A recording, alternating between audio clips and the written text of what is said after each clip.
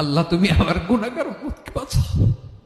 এই দুনিয়ার বুকে রব্বুল আলামিন সব নবীকে একটা করে দাওয়া মুস্তাজাবা দিয়েছেন, মানে যে দোয়া করলে কবুল হয়ে যায় সাথে সাথেই। দুনিয়ার সব নবীরা ওই দোয়াটা দুনিয়ায় করে ফেলেছে। বিশ্বনবী বলবেন, আল্লাহ ওই স্পেশাল দোয়াটা দুনিয়াতে করি নাই, আজকে আমি তোমার দরবারে দাঁড়িয়ে কিয়ামতের দিন ওই দোয়াটা করছি। আল্লাহ, আমার যে উম্মতের হৃদয়ে যাররা পরিমাণ ঈমান আছে, আমার একটা উম্মতকেও তুমি জাহান্নামে ঢুকাতে পারবা না। বিশ্বনবী পাগলের মতো একবার হাউজে কাউসারে যাবেন, একবার সিরাতে যাবেন, একবার পুলসিরাতের দিকে, একবার হাউজে কাউসারের দিকে, পাগলের মতো দৌড়াতে থাকবেন, তার কোন গুনাহগার উম্মত যাতে জাহান্নামে ঢুকে না যায়।